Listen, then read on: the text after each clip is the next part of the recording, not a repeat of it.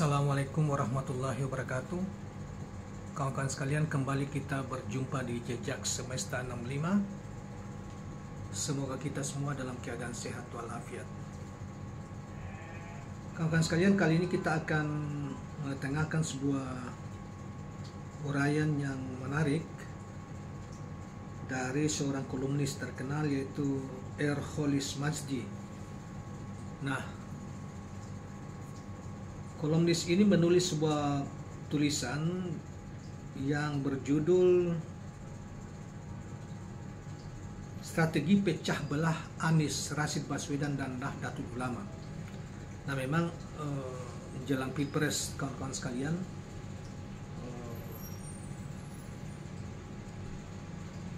basis Nahdlatul Ulama ini diperebutkan, ya, yang dianggap sebagai organisasi massa yang terbesar di Indonesia dari sisi keanggotaan. Ada yang mengatakan 50 juta orang, ada yang mengatakan lebih, dan ada yang mengatakan kurang dari itu. Nah, sehingga para capres dan maupun cawapres itu, bahkan partai politik ini perebutkan basis-basis itu. Walaupun kita tahu bahwa NU pada tahun 50-an pernah menjadi partai politik yang kemudian dia berfusi bersama P3 dan pada tahun 70-an, yang kemudian pada tahun ketika era reformasi, setelah Pak Harto jatuh, maka NU pun bermetamorfosis menjadi partai lagi yang didirikan oleh mantan ketua PBNU, yaitu Kiai almarhum Kiai Haji Abdurrahman Wahid, atau dikenal dengan Gus Dur. Akan halnya sama dengan akhir-akhir ini, yang kebetulan pemilu capres cawapres atau pemilu sekarang ini lagi dinamika yang tinggi, itu arahnya untuk memperebutkan basis ini, sehingga misalnya capres-capres yang muncul sekarang ini, misalnya Prabowo juga berupaya untuk memiliki capres dari kalangan Nahdlatul Ulama, dan mungkin yang kita bisa memprediksi wakilnya Prabowo adalah Caimin, ketua umum PKB hari ini. Kemudian ada PDIP juga ada keinginan untuk mencari figur atau tokoh yang berlatar belakang NU. Kemudian juga ada Anies Rashid Baswedan, juga Nasdem kelihatannya juga ini untuk Kofifa atau siapa.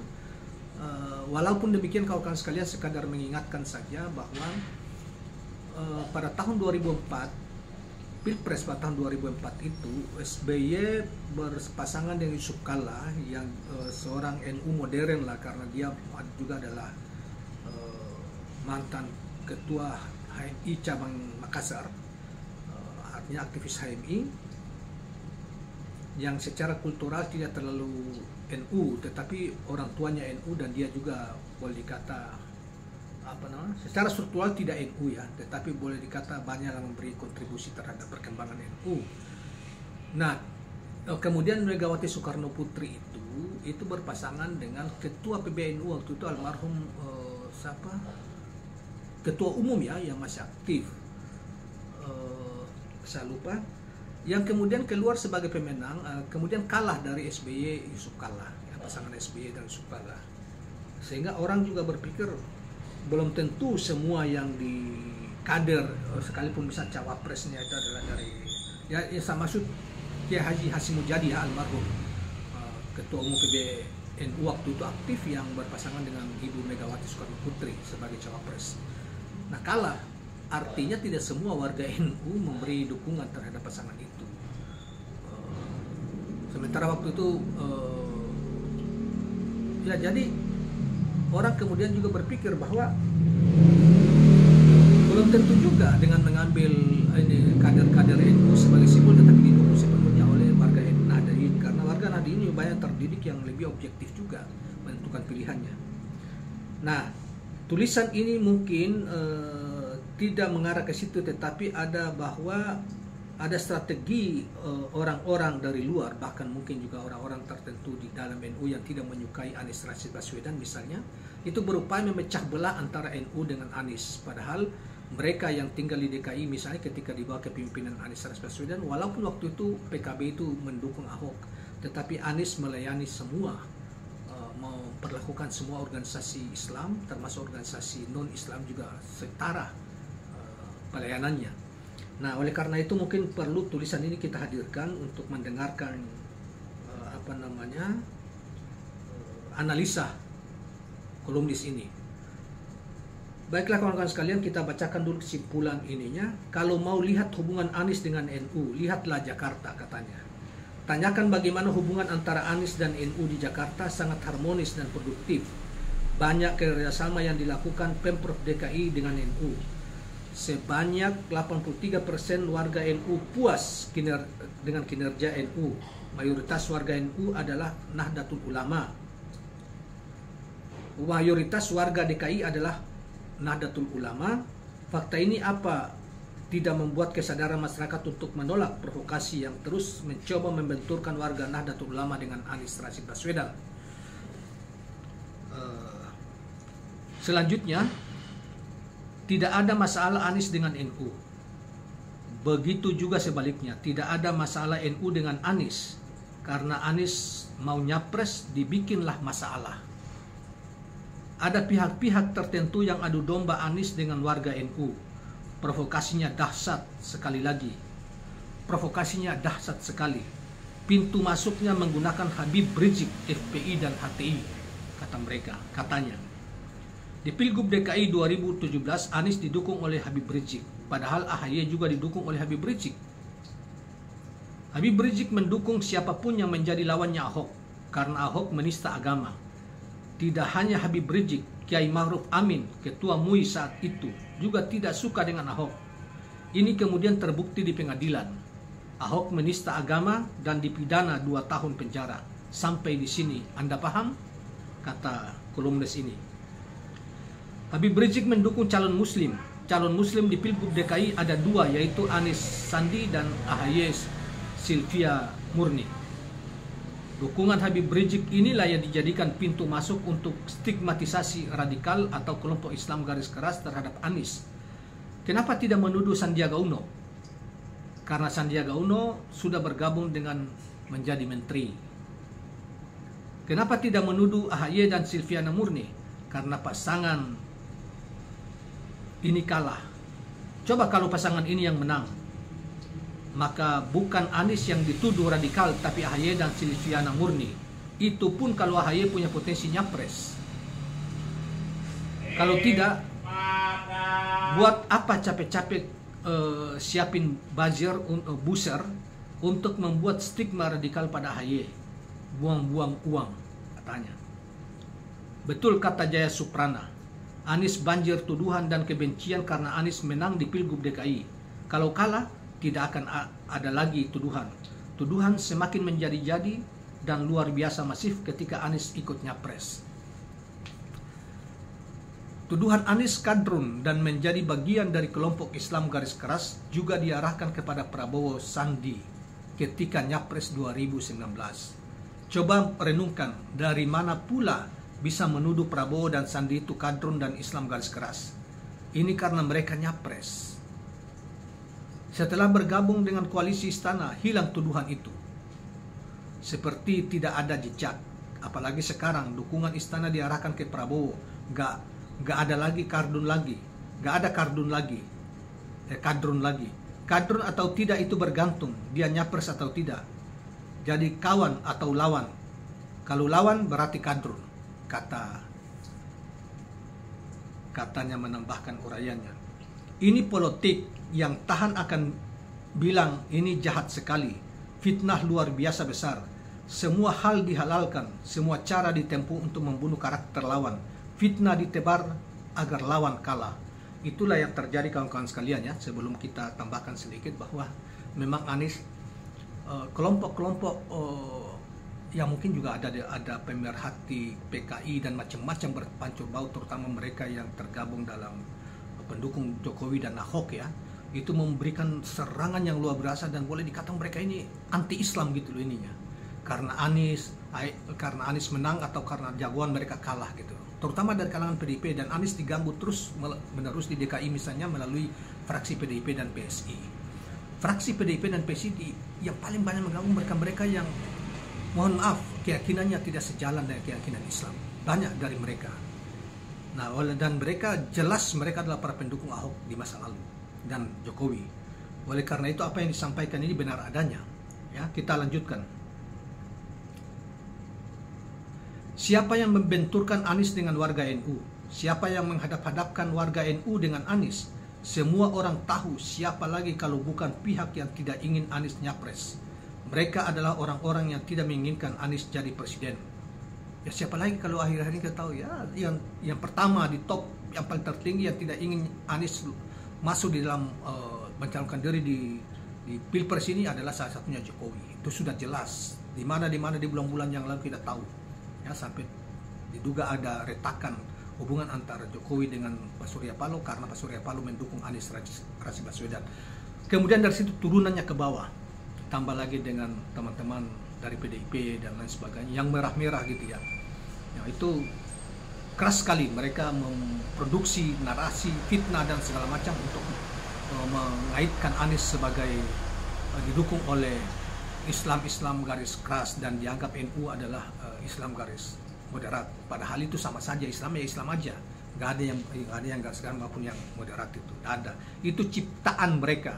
Tujuannya politik dan tujuannya provokasi untuk memecah belah. Imajinasi yang terus dimunculkan adalah bahwa Anies didukung FPI dan HTI.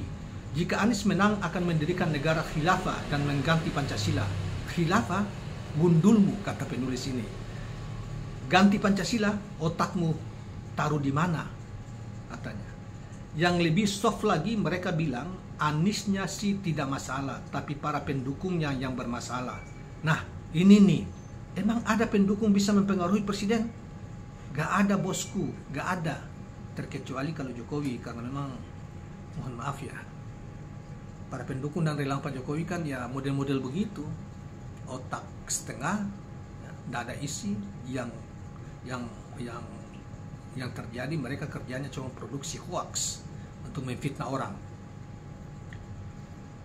Pokoknya Anies mau mendirikan khilafah, ini berbahaya sekali, maka jangan dipilih. Fitnah ini yang terus dikampanyekan melalui para buzzer, para buzzer, memprovokasi warga Jateng dan Jatim yang notabene mayoritas NU. Ini jauh dari kebenaran dan tidak bisa dipertanggungjawabkan. Fitnah. Bagi mereka yang paham pasti ngelus dodo. Sebegitunya ingin menghancurkan orang dilakukan dengan fitnah yang teramat keji. Menggunakan orang-orang yang terdidik yang dibayar mahal untuk terus melakukan provokasi. Mas, Mbak, Om, Tante, HTI itu tidak berpolitik. Mereka tidak ikut dalam pemilu. Bagaimana mungkin mereka mau dukung Anies? Anies SMA ikut pertukaran pelajar di Amerika Serikat. S2 dan S3 di Amerika sekolahnya. Rektor Paramadina yang banyak orang bilang kampusnya mahasiswa liberal dan membuat LSM Indonesia Mengajar yang mengirim para guru ke pelosok-pelosok negeri yang beragam etnis dan agama. Malah di daerah-daerah terpencil seperti NTT dan Papua mayoritas beragama Kristen. Lalu Anies dituduh radikal dan Islam garis keras. Masuk akal nggak? Nah, itu kata penulis ini ya. Jadi warga NU sengaja terus diprovokasi dan dihadap-hadapkan dengan Anies agar tidak mendukung Anies. Karena warga NU jumlahnya mayoritas di negeri ini. Ada pihak yang tidak ingin warga NU dukung Anies. Ada pihak yang berupaya keras bagaimana warga NU benci terhadap Anies. Sehingga tidak memilih NU. Itu jahat sekali, katanya.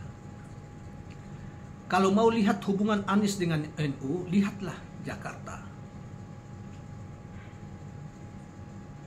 Tanyakan bagaimana hubungan antara Anies dan NU di Jakarta. Sangat harmonis dan produktif. Banyak kerjasama yang dilakukan Pemprov DKI dengan NU. Dan sebanyak 83% warga NU DKI puas atas kinerja Anies Rashid Baswedan. 83% bro. Suatu angka yang sangat tinggi. Mayoritas warga DKI adalah warga Nahdlatul Ulama. Fakta ini apa tidak membuat kesadaran masyarakat untuk menolak provokasi yang terus mencoba membenturkan warga Nahdlatul Ulama dengan Anies Rashid Baswedan. Waspadalah. Ada yang terus berupaya benturkan warga NU dengan Anies Rashid Baswedan dan provokasi agar membenci Anies. Waspadalah. Sekali lagi, waspada. Hanya Anies Ya, kita pesan ini di luar tulisan dia ya. Ini tulisannya ditulis pada tanggal 12 Mei 2023. Kholis Majdi, kolumnis. Nah, saudara sekalian, saya yakin di kalangan Nahdlatul Ulama, terutama mereka yang terdidik, ya, itu rata-rata mereka lebih akan memilih Anies daripada Ganjar atau Prabowo. Karena mereka percaya kemampuan Anies, mereka percaya Indonesia saat ini lagi sulit. Karena itu obat bagi Indonesia hari ini di kepemimpinan nasional yang akan datang adalah Anies, tidak Prabowo, tidak Ganjar. Karena bagi mereka Indonesia ini harus berubah dan harus mensejahterakan serta berkeadilan, dan Anies membawa gagasan itu. Gagasan itu sudah juga dimulai ketika beliau jadi gubernur DKI. Dan gagasan maupun suasana batin yang penuh dengan nilai-nilai kemanusiaan itu hanya adanya di Anies. Dan itu sudah dilakukan ketika masih jadi rektor Paramadina. Dia melihat bangsa ini untuk mempercepat keterdidikan bangsa ini, dan kemudian bangsa ini mengalami banyak sekali kekurangan guru, termasuk kualitas guru di desa-desa. Dia buat penggalangan itu, kemudian dia kirim guru-guru itu ke pedalaman-pedalaman desa-desa terjauh yang tadi disebutkan, di antara Papua dan NTT, yang mayoritas negeri itu bukan Islam tetapi beragama Kristen, yang mereka kemudian mengajar dengan gerakan Indonesia Mengajar itu. Nah, gagasan ini tidak pernah ada pada Prabowo maupun Ganjar, apalagi Ganjar yang mohon maaf sekali, Pak Ganjar hobinya, dan dia mengakui sendiri, coba dicek di podcast ketika diwawancara oleh Deddy Corbuzier, bahwa dia suka porno. Dia sering nonton porno dan dia suka. Kalau itu terjadi di negeri-negeri yang sekalipun bukan negeri muslim, seperti di Inggris, seperti di Jepang, seperti juga di Kroasia, mereka anggota parlemen saja ketika menonton film porno, mereka langsung menanggalkan, mundurkan diri dari jabatan itu, karena mereka merasa bersalah, karena dari sisi etika mereka anggap melanggar, tidak pantas. Tapi Ganjar bangga, dan mereka yang mendukung itu mencoba untuk memprovokasi dan menutupi itu. Selain itu juga Ganjar tidak punya prestasi apa-apa selama kurang lebih 10 tahun memimpin Jawa Tengah. Yang terjadi adalah kemunduran. Banjir di mana-mana nyaris setiap tahun melanda Semarang dan Jawa Tengah sekitarnya. Tidak ada upaya-upaya untuk, tidak ada kemampuan bagi Ganjar untuk merencanakan supaya banjir itu berkurang dan semakin bertambah. Apakah ini yang kita harapkan pemimpin seperti yang kita harapkan di masa depan? Oleh karena itu, semua wajah telah mengetahui, melihat di mata, termasuk warga Jawa Tengah, Jawa Timur, dan seluruh Indonesia sudah tahu bahwa solusi dari penyakit kronis bangsa ini, yang hari-hari ini ekonominya lagi susah, rakyatnya sebagian besar ekonomi lagi susah mencari pekerjaan, lagi susah menggapai memenuhi kebutuhan hidupnya, dan gap yang kaya semakin kaya dan miskin semakin miskin di zaman ini, di zaman rejim ini. Untuk bisa mengatasi itu di masa depan pasca pemilu, hanya Anies, itu jawabannya. Dan saya yakin banyak warga Nahdlatul Ulama mengetahui itu dan pasti menjatuhkan pilihan pada saatnya kepada Anies Rashid Baswedan. Terima kasih kawan-kawan sekalian atas perhatiannya. Jangan lupa subscribe, like, dan share channel ini. Assalamualaikum warahmatullahi wabarakatuh.